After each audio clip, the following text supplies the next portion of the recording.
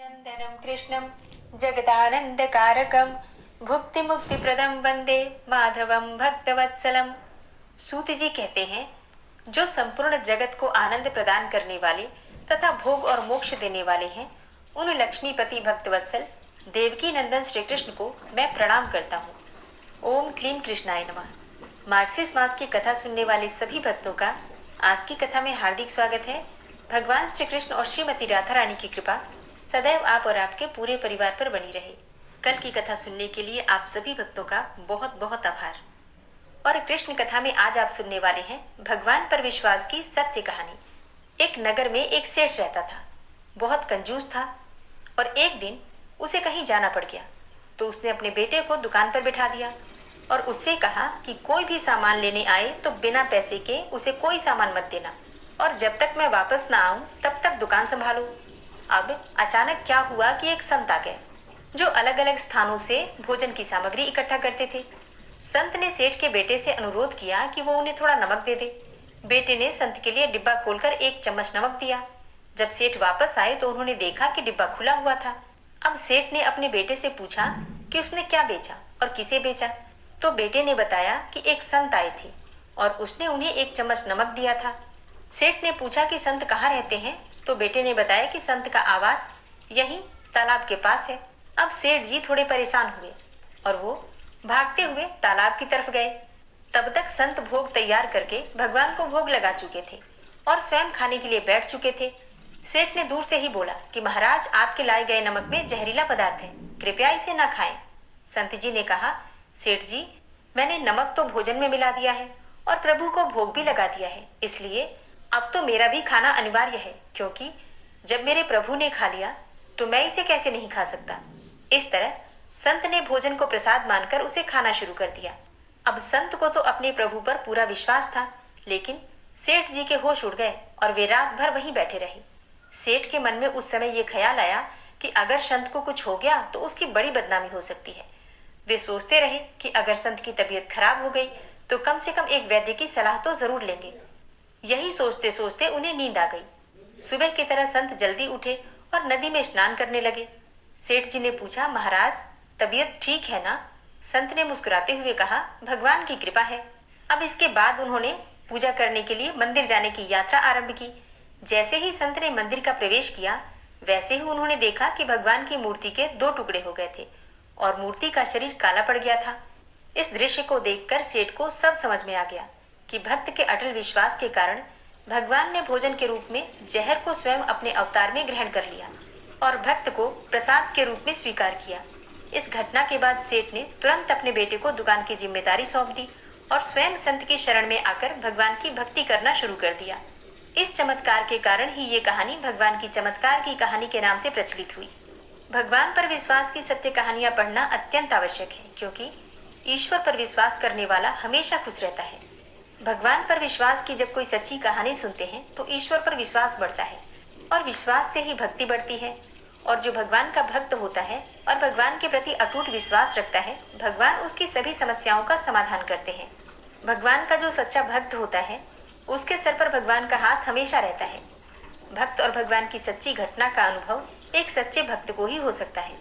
भगवान पर अटूट विश्वास होना चाहिए। जीवन में निस्वार्थ प्रेम भगवान से ही करना चाहिए, जिससे कि ईश्वर में प्रेम बना रहेगा और प्रेम ही भक्ति का मूल है। अगर आपको आज की कहानी अच्छी लगी है तो कमेंट बॉक्स में राधे राधे लिखना बिल्कुल मत भूलिए। और अब आप सुनेंगे मार्गशीर्ष मास की कथा का दूसरा अध्याय। एक समय की बात है, श्वेत द्वीप में देवाधिदेव भगवान रमाकांत सुख से विराजमान थे। उस समय ब्रह्मा जी ने उन्हें नमस्कार करके पूछा, हे ऋषिकेश, आप संपूर्ण जगत को धारण करने वाले हैं। आपके नामों का श्रवण और कीर्तन परम पवित्र है। आपने पहले ये कहा है कि मासा नाम मार्गशीर्षोहम, अर्थात महीनों में मैं मार्गशीर्ष मास हूँ। अतः उस महीने का महात्म्य क्या है, ये मैं यथार्थ रूप से जानना चाहता हूँ। श्री भगवान बोले, हे ब्रह्मन, जो कोई पुण्य करने वाले मेरे भक्त हैं, उन्हें मार्गशीर्ष मास का व्रत अवश्य करना चाहिए, क्योंकि ये मेरी प्राप्ति कराने वाला है। हे ब्रह्मन, मार्गशीर्ष मास मुझे सदैव बहुत प्रिय है। जो मनुष्य प्रातःकाल उठकर मार्गशीर्ष मास में विधि पूर्वक स्नान करता है, उस पर संतुष्ट होकर मैं अपने आप को भी उसे समर्पित कर देता हूँ। इस विषय में इस इतिहास का उदाहरण दिया करते हैं। इस पृथ्वी पर महात्मा नंद गोप सर्वत्र विख्यात थे। उनके रमणीय गोकुल में सहस्त्रों गोप कन्याएं थी। उन सबका चित्त मेरे स्वरूप में ही लग गया था। तब मैंने उन्हें मार्गशीर्ष मास में स्नान करने की सलाह दी। उन्होंने उस समय प्रतिदिन प्रातःकाल विधि पूर्वक स्नान और पूजन किया, हविष्यान्न भोजन किया और अपने इष्ट देव को नमस्कार किया। इस प्रकार विधि पूर्वक व्रत पालन करने से मैं उन पर बहुत प्रसन्न हुआ और वरदान के रूप में मैंने अपने आप को ही उनको अर्पित कर दिया। अतः सब लोगों को मार्गशीर्ष व्रत की विधि का पालन अवश्य करना चाहिए। रात्रि के अंत में शयन से उठकर विधि पूर्वक आचमन करके अपने गुरु को नमस्कार करें तथा आलस्य छोड़कर मेरा चिंतन करें। भक्ति पूर्वक सहस्त्र नामों का पाठ एवं कीर्तन करें। फिर नित्य कर्मों से निवृत्त होकर दंत धावन पूर्वक स्नान करें। स्नान की विधि इस प्रकार है। तुलसी के जड़ की मिट्टी को उसके पत्र के साथ हाथ में लेकर मूल मंत्र ओम नमो नारायणाय नमः अथवा गायत्री मंत्र के द्वारा अभिमंत्रित करें। मंत्र से ही उस मृत्तिका को अर्थात मिट्टी को अपने अंगों में लगावें और जल में प्रवेश करके अघमर्षण स्नान करें। विद्वान पुरुष उस अष्टाक्षर मंत्र से ही तीर्थ की कल्पना करें। मतलब जो भक्त घर में ही स्नान कर रहे हैं उन्हें अपने मन में ध्यान करना चाहिए इस मंत्र के द्वारा कि वो किसी पवित्र नदी में स्नान कर रहे हैं या किसी तीर्थ स्थल में स्नान कर रहे हैं। इस प्रकार का मन में ध्यान करना चाहिए। और भगवान विष्णु का मूल मंत्र क्या होता है? ओम नमो नारायणाय। ओम नमो नारायणाय ये है भगवान विष्णु का अष्टाक्षर मंत्र, जिसे मूल मंत्र कहा गया है। और स्नान करते समय माँ गंगा से इस प्रकार से प्रार्थना कीजिए, हे गंगे, तुम भगवान विष्णु के चरणों से प्रकट हुई हो, इसलिए वैष्णवी हो। श्री विष्णु ही तुम्हारे देवता हैं। तुम जन्म से लेकर मृत्यु पर्यंत सभी पापों से मेरी रक्षा करो। इस प्रकार 7 बार जप करके हाथ जोड़कर तीर्थ के जल को प्रणाम करें और 3, 4, 5 या 7 बार जल में गोता लगावें। इसके बाद फिर से तुलसी के जड़ की मिट्टी को हाथ में लेकर उसे अभिमंत्रित करें। मिट्टी को अभिमंत्रित करने के लिए अपने हाथ में लेकर इस प्रकार से प्रार्थना करें, हे वसुंधरे, तुम्हारे ऊपर अश्व और रथ चलते हैं। भगवान विष्णु ने तुम्हें अपने पगों से नाप लिया था। हे मृत्तिके, मैंने जो भी दुष्कर्म किया है उस मेरे सारे पाप को तुम हर लो। उत्तम व्रत का पालन करने वाली हे देवी, जैसे अरणी से अग्नि प्रकट होती है उसी प्रकार तुम समस्त प्राणियों की उत्पत्ति का अधिष्ठान हो। तुम्हें सैकड़ों भुजाओं वाले वाराह व्रतधारी भगवान विष्णु ने एकारणों के जल से ऊपर निकाला है। तुम्हें नमस्कार है। इस प्रकार स्नान करके विधि पूर्वक आचमन करें और जलाशय के किनारे आकर 2 शुद्ध वस्त्र धारण करें। तत्पश्चात पुनः आचमन करके देवताओं, पितरों तथा ऋषियों का तर्पण करने के बाद खोले हुए वस्त्र को निचोड़ें।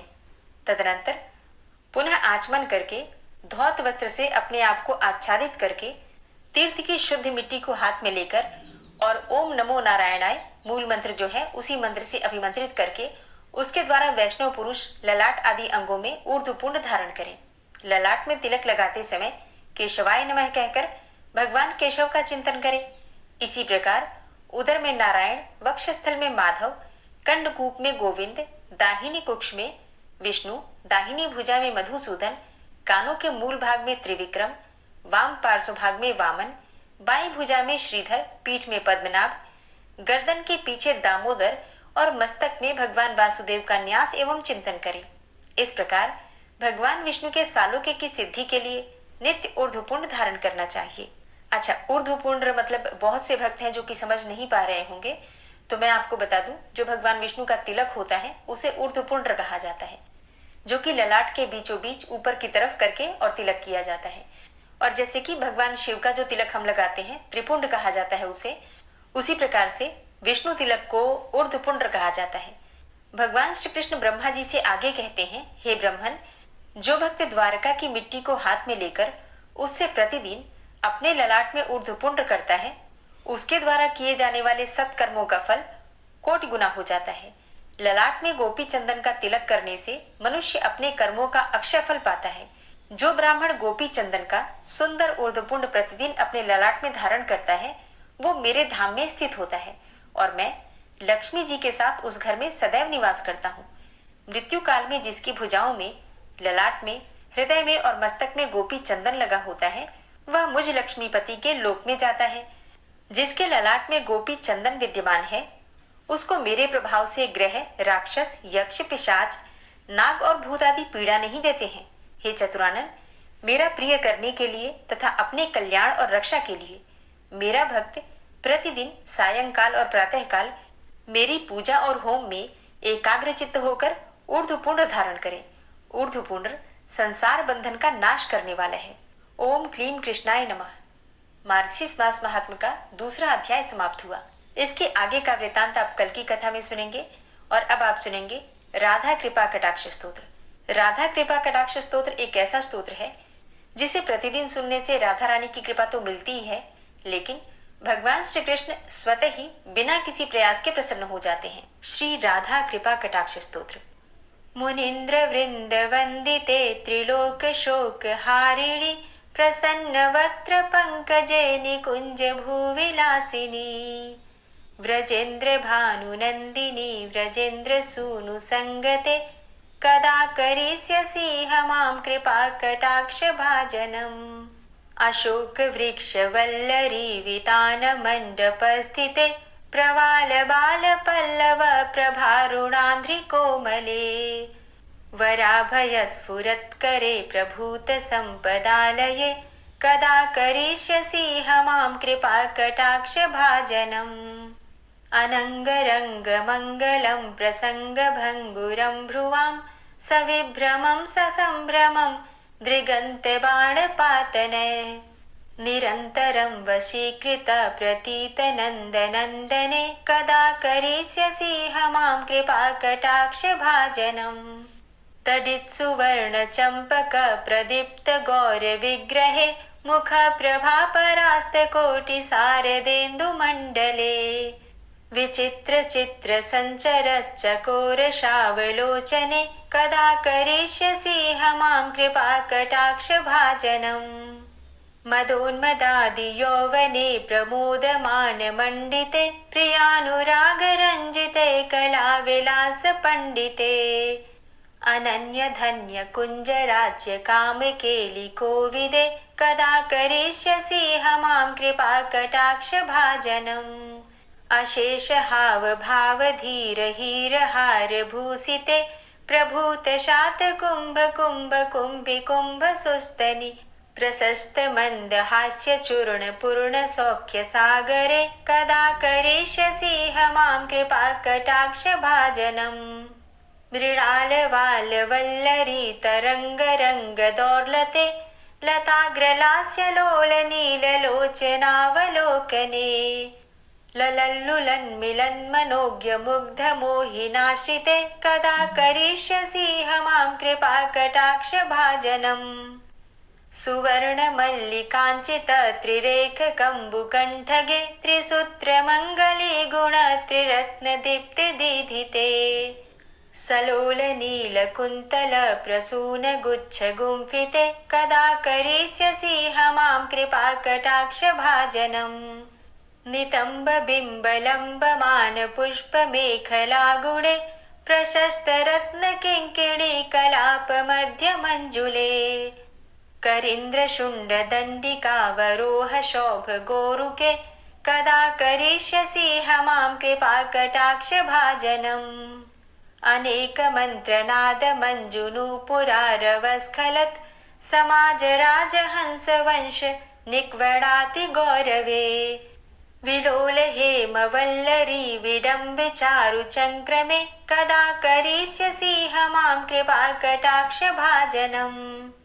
अनंत कोटि विष्णुलोक नम्र पद्मजार्चिते हिमाद्रिजा पुलोमजा विरिञ्चिजा वरप्रदे अपार सिद्धि रिद्धि दिग्ध सत्पदांगुली नखे कदा करिष्यसि हमां कृपा कटाक्ष भाजनम्। मखेश्वरी क्रियेश्वरी स्वधेश्वरी सुरेश्वरी त्रिवेद भारतीश्वरी प्रमाण शासनेश्वरी रमेश्वरी क्षमेश्वरी प्रमोद काननेश्वरी ब्रजेश्वरी व्रजाधिपे श्रीराधिके नमोस्तुते।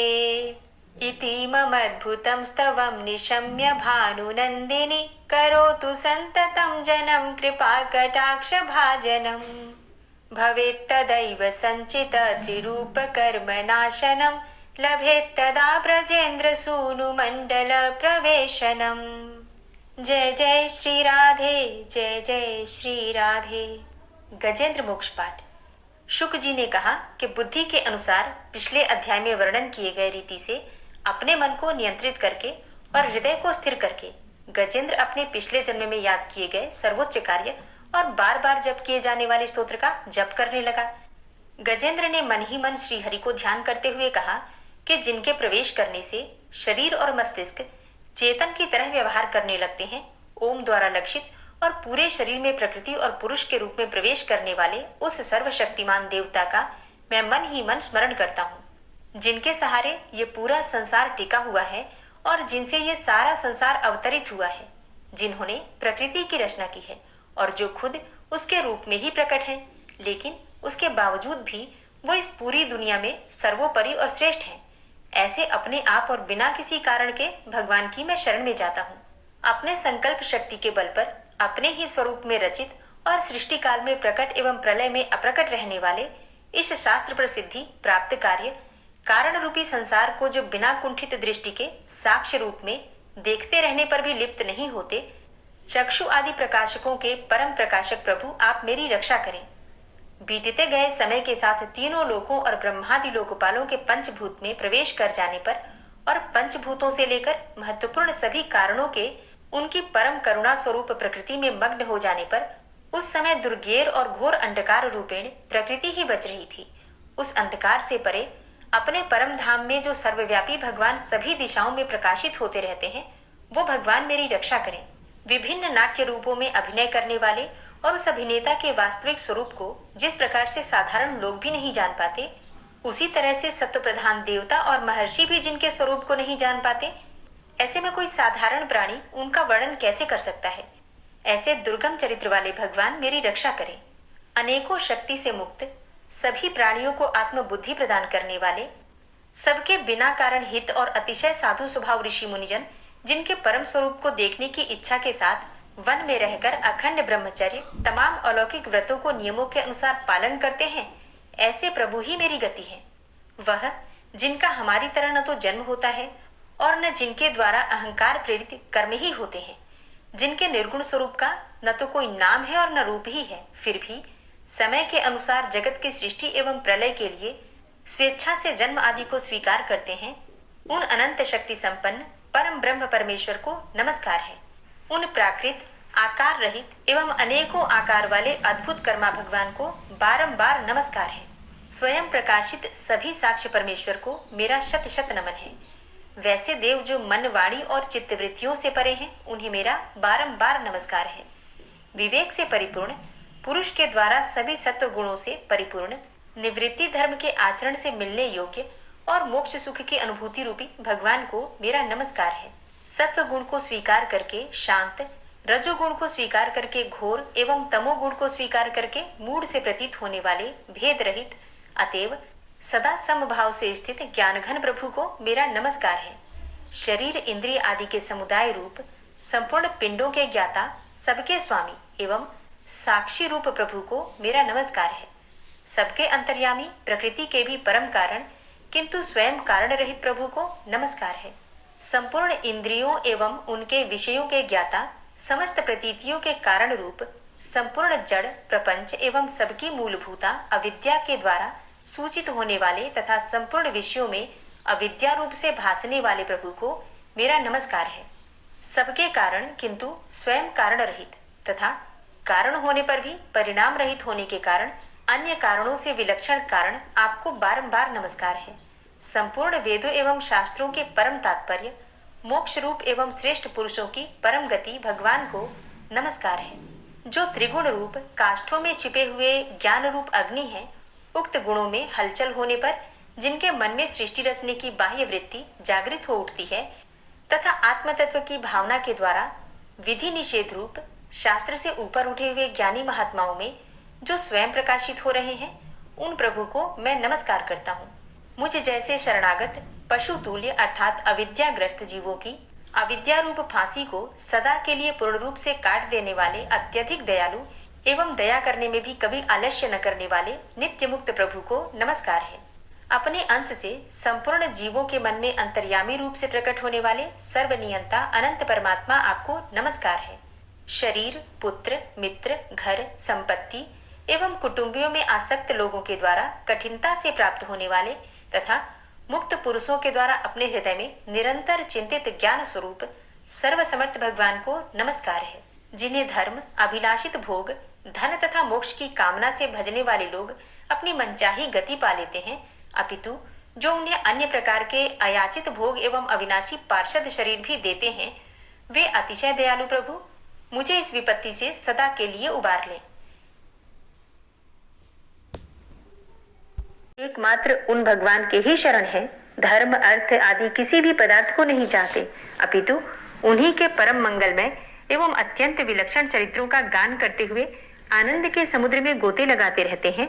उन अविनाशी, सर्वव्यापक, सर्वश्रेष्ठ ब्रह्मादि के भी नियामक, अभक्तों के लिए प्रकट होने पर भी भक्ति योग द्वारा प्राप्त करने योग्य, अत्यंत निकट होने पर भी माया के आवरण के कारण अत्यंत दूर प्रतीत होने वाले, इंद्रियों के द्वारा अगम्य तथा अत्यंत दुर्विज्ञेय, अंतरहित किंतु सबके आदि कारण एवं सब ओर से परिपूर्ण उन भगवान की मैं स्तुति करता हूँ। ब्रह्मा आदि समस्त देवता, चारों वेद तथा संपूर्ण चराचर जीव नाम और आवृत्ति भेद से जिनके अत्यंत क्षुद्र अंश के द्वारा रचे गए हैं, जिस प्रकार प्रज्वलित अग्नि से लपटे तथा सूर्य से किरणें बार बार निकलती हैं और पुनः अपने कारण में ही लीन हो जाती हैं, उसी प्रकार बुद्धि, मन, इंद्रिय और नाना योनियों के शरीर, यह गुणमय प्रपंच जिन स्वयं प्रकाश परमात्मा से प्रकट होता है और पुनः उन्हीं में लीन हो जाता है, वे भगवान न तो देवता है और न असुर, न मनुष्य है न तिर्यक अर्थात मनुष्य से नीची, पशु, पक्षी आदि किसी भी योनि के प्राणी हैं, न वे स्त्री हैं और न पुरुष हैं और न ही नपुंसक हैं, न वे ऐसे कोई जीव हैं जिनका इन तीनों ही श्रेणियों में समावेश हो सके, न वे गुण है, न कर्म है, न कार्य है और न तो कारण ही है। सबका निषेध हो जाने पर जो कुछ बच रहता है वही उनका स्वरूप है और वे ही सब कुछ हैं। ऐसे भगवान मेरे उद्धार के लिए आविर्भूत हों। मैं इस ग्राह के चंगुल से छूटकर जीवित नहीं रहना चाहता, क्योंकि भीतर और बाहर सब ओर से अज्ञान से ढके हुए इस हाथी के शरीर से मुझे क्या लेना है। मैं तो आत्मा के प्रकाश को ढक देने वाले उस अज्ञान की निवृत्ति चाहता हूँ, जिसका कालक्रम से अपने आप नाश नहीं होता, अपितु भगवान की दया से अथवा ज्ञान के उदय से ही होता है। इस प्रकार मोक्ष का अभिलाषी मैं विश्व के रचयिता, स्वयं विश्व के रूप में प्रकट तथा विश्व से सर्वथा परे, विश्व को खिलौना बनाकर खेलने वाले, विश्व में आत्मरूप से व्याप्त, अजन्मा, सर्वव्यापक एवं प्राप्ति वस्तुओं में सर्वश्रेष्ठ भी भगवान को केवल प्रणाम ही करता हूँ, उनकी शरण में हूँ। जिन्होंने भगवत भक्ति रूप योग के द्वारा कर्मों को जला डाला है, वे योगी लोग उसी योग के द्वारा शुद्ध किए हुए अपने हृदय में जिन्हें प्रकट हुआ देखते हैं, उन योगेश्वर भगवान को मैं नमस्कार करता हूँ। जिनकी त्रिगुणात्मक अर्थात सत्व, रज, तम रूप शक्तियों का राग रूप वेग असह्य है, जो संपूर्ण इंद्रियों के विषय रूप में प्रतीत हो रहे हैं, तथापि जिनकी इंद्रियां विषयों में ही रची पची रहती हैं, ऐसे लोगों को जिनका मार्ग भी मिलना असंभव है, उन शरणागत रक्षक एवं अपार शक्तिशाली आपको बार बार नमस्कार है। जिनकी अविद्या नामक शक्ति के कार्यरूप अहंकार से ढके हुए अपने स्वरूप को यह जीव जान नहीं पाता, उन अपार महिमा वाले भगवान की मैं शरण में आया हूँ। जिसने पूर्वोक्त प्रकार से भगवान के भेद रहित निराकार स्वरूप का वर्णन किया था, उस गजराज के समीप जब ब्रह्मा आदि कोई भी देवता नहीं आए, जो भिन्न भिन्न प्रकार के विशिष्ट विग्रहों को ही अपना स्वरूप मानते हैं, तब साक्षात श्रीहरि, जो सबके आत्मा होने के कारण सर्वदेव स्वरूप हैं, वहां प्रकट हो गए। गजराज को उस प्रकार से दुखी देखकर तथा उसके द्वारा पड़ी हुई स्तुति को सुनकर सुदर्शन चक्रधारी जगदाधार भगवान इच्छानुरूप वेग वाले गरुड़ जी की पीठ पर सवार होकर स्तवन करते हुए देवताओं के साथ तत्काल उस स्थान पर पहुंच गए जहां पर वह हाथी था। सरोवर के भीतर महाबली ग्रह के द्वारा पकड़े जाकर दुखी हुए उस हाथी ने आकाश में गरुड़ की पीठ पर सवार चक्र उठाए भगवान श्री हरि को देखकर अपनी सूंड को, जिसमें उसने पूजा के लिए कमल का एक फूल ले रखा था, ऊपर उठाया और बड़ी ही कठिनाई से सर्व पूज्य भगवान नारायण आपको नमस्कार है, यह वाक्य कहा। उसे पीड़ित देखकर अजन्मा श्री हरि एकाएक गरुड़ को छोड़कर नीचे झील पर उतर आए। वे दया से प्रेरित होकर ग्राह सहित उस गजराज को तत्काल झील से बाहर निकाल लाए और देवताओं के देखते ही देखते चक्र से मुंह चीरकर उसके चंगुल से हाथी को उबार लिया। गजेंद्र मोक्ष स्तोत्र संपूर्ण हुआ। और अब बड़े ही प्रेम से भक्ति भाव से जयकारा लगाइए भगवान श्री हरि विष्णु की जय। और अब आप सुनेंगे श्री तुलसी चालीसा। श्री तुलसी महारानी करो विनय सिरनाय, जो मम हो संकट विकट दीजे मात नशाय। नमो नमो तुलसी महारानी, महिमा अमित न जाए बखानी। दियो विष्णु तुमको सन्माना, जग में छायो गंगा जल से। ध्यान करे हृदय निर्मल से, पाठ करे फिर चालीसा की। स्तुति करे मात तुलसा की, यह विधि पूजा करे हमेशा। ताके तन नहीं रहे कलेशा, करे मास कार्तिक का साधन। सोवे नित पवित्र हुई जाहि, है यह कथा महासुखदाई। पढ़े सुने सो भव तर जाई, यह श्री तुलसी चालीसा। पाठ करे जो कोई, गोविंद सो फल पावही। जो मन इच्छा होय। तुलसी चालीसा संपूर्ण। और अब आप सुनेंगे तुलसी महारानी की आरती। तुलसी महारानी नमो नमो, हरि की पटरानी नमो नमो। तुलसी महारानी नमो नमो, हरि की पटरानी नमो नमो। धन्य तुलसी पूरण तप कीनो, धन्य तुलसी पूरण तप कीनो। शालिग्राम की बनी पटरानी नमो नमो। तुलसी महारानी नमो नमो, हरि की पटरानी नमो नमो। जाके पत्र मंजरी कोमल, जाके पत्र मंजरी कोमल। श्रीपति कमल चरण लपटानी नमो नमो, हरि की पटरानी नमो नमो। तुलसी महारानी नमो नमो। धूप दीप नैवेद्य आरती, धूप दीप नैवेद्य आरती। पुष्पन की वर्षा बरसानी नमो नमो, हरि की पटरानी नमो नमो।